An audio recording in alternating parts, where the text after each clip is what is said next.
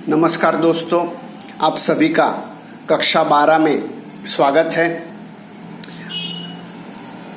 आज हम नामक के मूल तत्व विषय के चैप्टर नंबर 1 साझेदारी विषय प्रवेश में आगे की पढ़ाई करने वाले हैं। पिछले वीडियो में दोस्तों हमने साझेदारों के बीच लाभ हानि के वितरण के बारे में पढ़ाई की थी। आज हम साझेदारों को लाभ में से कमीशन की गिनती किस तरह की जाएगी उसके बारे में पढ़ाई करने वाले हैं। तो साझेदार को लाभ में से कमीशन देना हो तब किस प्रकार से गिनती की जाएगी उसके बारे में पढ़ाई करें तो उसके लिए दो तरीके से हमें प्रश्न पूछा जा सकता है। तो उसमें पहला देखें तो कमीशन घटाने के पहले के लाभ पर साझेदार को दिए जाने वाले कमीशन की गणना करनी हो तब हमारा सूत्र रहेगा कमीशन बराबर शुद्ध लाभ गुना कमीशन का प्रतिशत बट्टा 100। उसी तरह दूसरा, कमीशन घटाने के बाद के लाभ पर कमीशन गिनना हो तब हमारा सूत्र रहेगा कमीशन बराबर शुद्ध लाभ गुना कमीशन का प्रतिशत बट्टे में 100 प्लस कमीशन का प्रतिशत। माने कमीशन घटाने के बाद कमीशन की गिनती करनी है तो बट्टे में 100 में कमीशन के प्रतिशत आपको जोड़ने होंगे। ये दो सूत्र के आधार पर साझेदार को दिए जाने वाले कमीशन की गिनती आपको करनी होगी। इसके लिए उदाहरण देखें तो आपके टेक्स्ट बुक में पेज नंबर 15 के उदाहरण नंबर 2 देखें तो यहाँ हमें रकम दी गई है हंसा, हितेश और विजय एक पेढ़ी के साझेदार है। उनकी पूंजी का प्रमाण 3:2:1 है। बच्चों यहाँ हमें पूंजी प्रमाण दिया गया है, लाभ हानि प्रमाण नहीं दिया गया है। हितेश को उसका कमीशन देने के बाद के बढ़ते लाभ का 10% कमीशन देना है। यदि वर्ष के अंत में पेढ़ी का लाभ 1,65,000 हो तो हितेश को कुल कितनी रकम मिलेगी। तो यहाँ हमें सबसे पहले कमीशन की गिनती करनी होगी। तो हितेश को प्राप्त कमीशन सूत्र के आधार पर देखें तो कमीशन बराबर लाभ गुना कमीशन का प्रतिशत बट्टा 100 प्लस कमीशन का प्रतिशत। क्योंकि कमीशन देने के बाद या कमीशन घटाने के बाद के लाभ पर कमीशन गिनना है, इसलिए बट्टे में 100 में कमीशन का प्रतिशत जोड़ना होगा। तो हमें कमीशन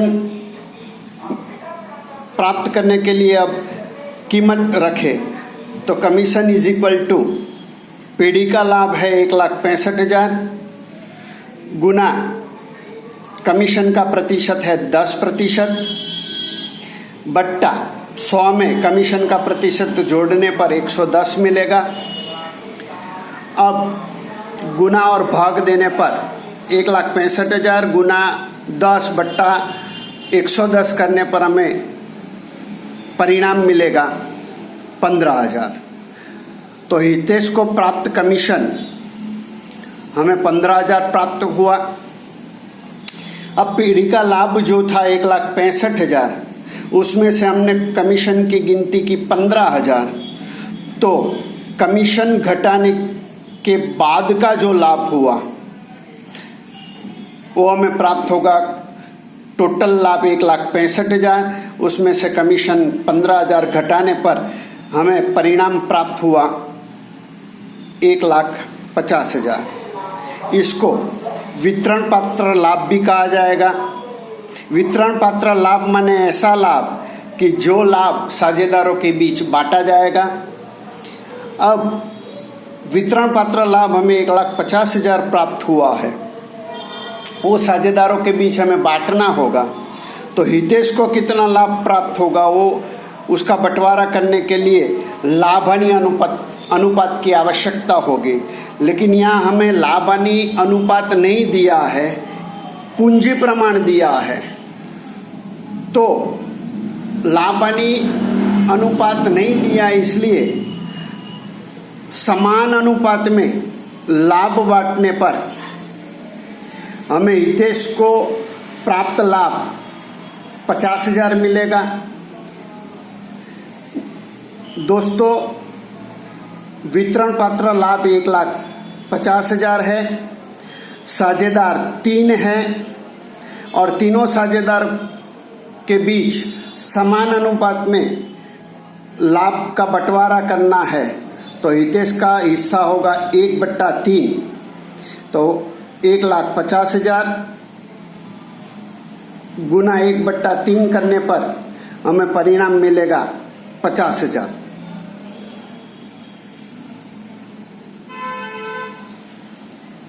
तो हितेश को प्राप्त कमीशन 15,000 और हितेश को प्राप्त लाभ 50,000 हमें प्राप्त हुआ। तो इस तरह से हितेश को प्राप्त होने वाली कुल रकम 50,000 लाभ प्लस 15,000 कमीशन, दोनों का योग कर परिणाम हमें मिलेगा 65,000। तो हितेश को प्राप्त होने वाली कुल रकम 65,000। यहाँ आपको एग्जाम में स्पष्टीकरण या टिप्पणी लिख देनी है कि साझेदारों के बीच पूंजी प्रमाण दिया है, लाभ हानि वितरण प्रमाण नहीं दिया है, इसलिए साझेदारों के बीच लाभ हानि समान भाग में बांटा जाएगा। तो इस तरह से एक उदाहरण हमने देखा। अब दूसरा उदाहरण देखें तो पेज नंबर 17 पर उदाहरण नंबर 4, यहां में रकम दी गई है शीला, सुरभि और सीमा 5:7:9 के अनुपात में लाभ हानि बांटने वाले साझेदार है। मैनेजर संकेत को उसका कमीशन देने के बाद शेष रहे लाभ का 10% कमीशन दिया जाता है। बच्चों, यहाँ मैनेजर के कमीशन की बात है। सुरभि को 7,000 लाभ मिलता है। मैनेजर संकेत के कमीशन की गणना कीजिए। उसके अतिरिक्त मैनेजर के कमीशन पूर्व के लाभ की गणना भी कीजिए।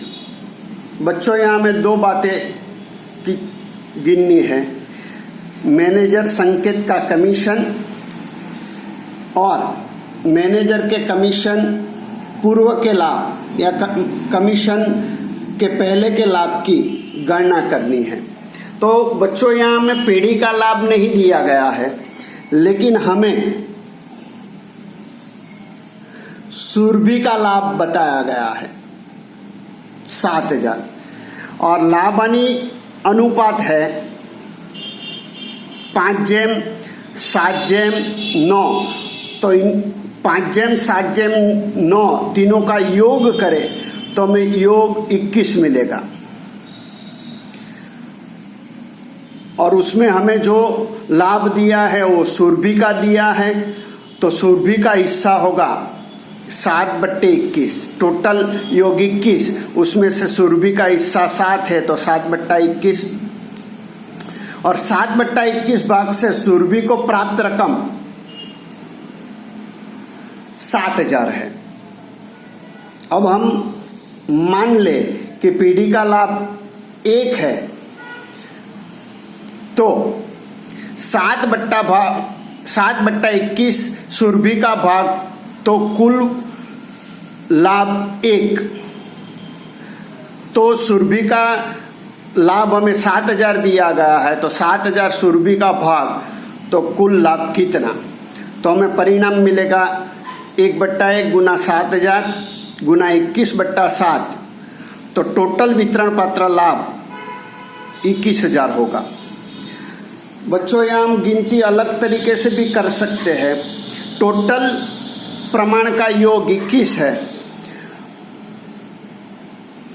और उसमें से सुरभि का हिस्सा 7 है, तो यहाँ हम ऐसा भी लिख सकते हैं 7 सुरभि का भाग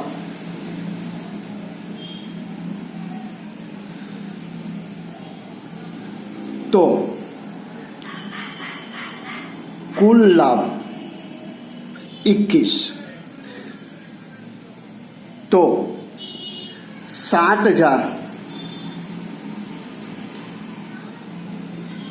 सुरभि का भाग, तो कुल लाभ